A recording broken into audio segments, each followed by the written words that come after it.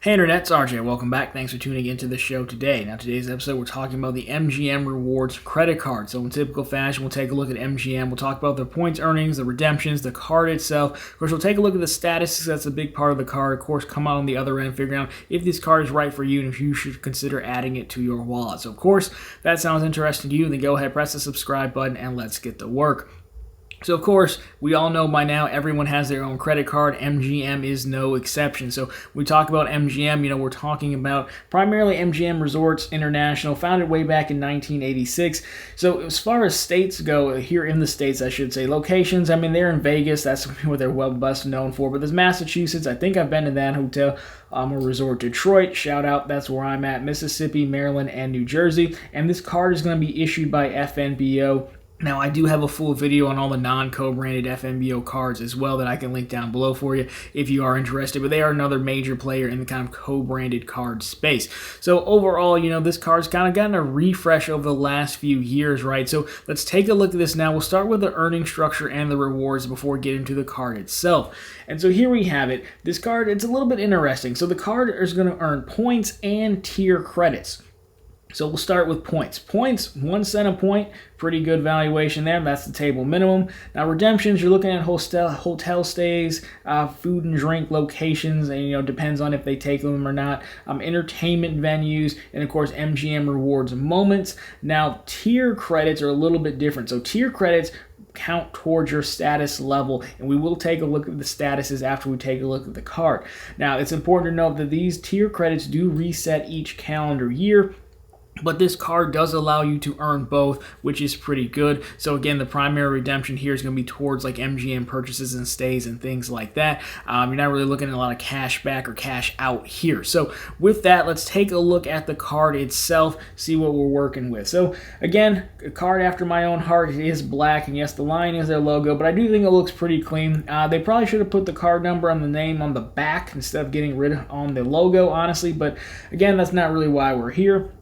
So MGM Rewards clocking in at a $0 annual fee. Now multipliers, this is where the points and tiers come into play. So 3x points and 3 tier credits at MGM Reward destinations, 2x points and 2 tier credits at gas and groceries, 1x points and tier credit on all other purchases. Now the benefits here, you're looking at Pearl status, priority check-in privileges, and there are no foreign transaction fees. And so there you have it. This card is kind of like a dual approach, if you will, which I kind of like because they're saying, hey, you can earn points, and we know what you can redeem points for. Obviously, they want to keep you into the MGM ecosystem, right? Again, they've got properties of all over the world. Again, we just talked about the ones in the States, of course. Again, a big function of this card is Pearl status. So we do need to understand the statuses as a whole for MGM. So let's take a look at these now. Of course, I'll leave them all up. We're not going to spend a ton of time on the rest of them, but we will focus in on Pearl. So Pearl status starts at 20K, 20,000 tier credits. You're going to get this with just by having the card for no annual fee. Now I'm including Sapphire on here because of course each status builds on the previous one. So Sapphire, if you just joined MGM Rewards program, you're looking at 5% discount at participating retail shops.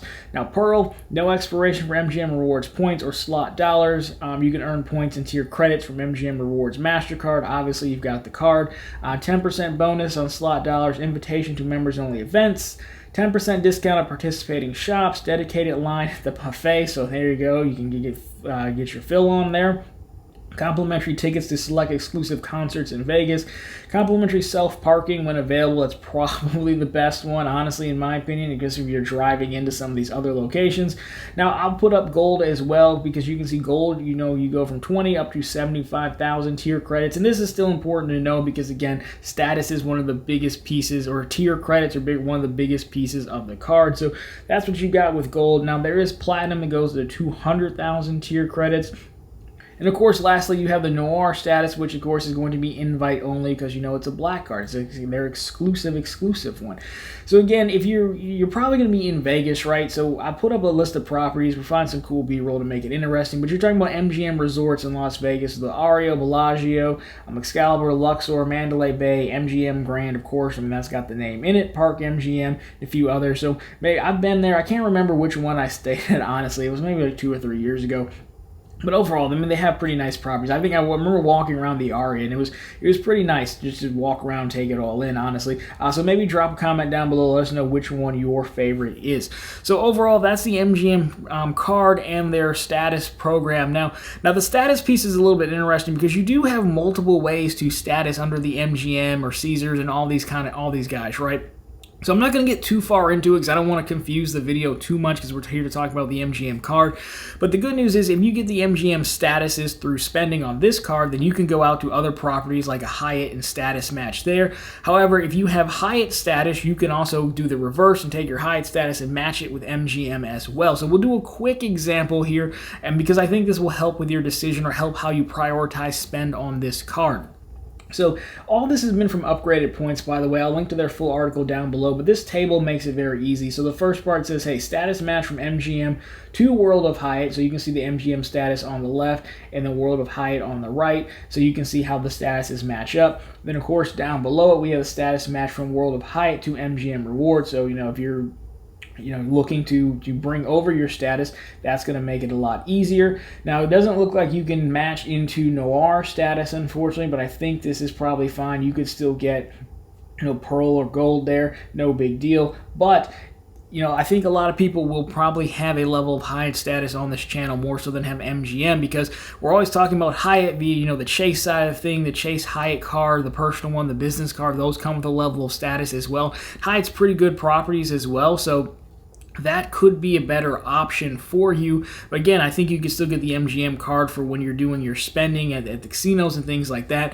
But you may not need to prioritize all the spend to hit all those tier credits if you can get it through Hyatt, which arguably is probably easier to do. So there's a lot of other ways to status match as well. Again, I'm just bringing forward the one that I think might be the most easiest or the most relevant to folks. But again, I'll link the full article down below. And if you guys want an in-depth on status matching, let me know. We can probably make that happen. So overall, final thought here, I think the MGM Rewards card is a decent pickup for, its target audience, right? It's no annual fee. You're going to earn some points that are much easier to earn than you could potentially on another card. Because again, most cards are kind of sensitive to the gaming industry, so if that is you, this could definitely work. Only thing I would say is, again, take a look at all your statuses, what you have for other issuers, other cards, and then figure out how to best allocate that spend so you're not trying to just get all your tier credits over here. Unless you want to, and you're going to, put it all on black, then maybe go for it, right? But either way, I think you'll be fine, and it is a good option. So there you have it, guys. So, of course, if you like this one, drop me a thumbs up down below. If you found it particularly interesting, of course, consider subscribing to the channel. Again, posting content here just like this every Monday, Wednesday, and Friday. Of course, right back here every Sunday with all the news you can use in the week that was in credit and finance. Of course, my question for you guys is let me know what your favorite MGM property is, or if you have this card, or if you have status and you've done a status match, let us know that down below as well. I think that will help out a lot of people making a decision. But anyways, guys, that's going to do it for this one. As always, thank you so much for watching. I'll talk to you very soon in the next one.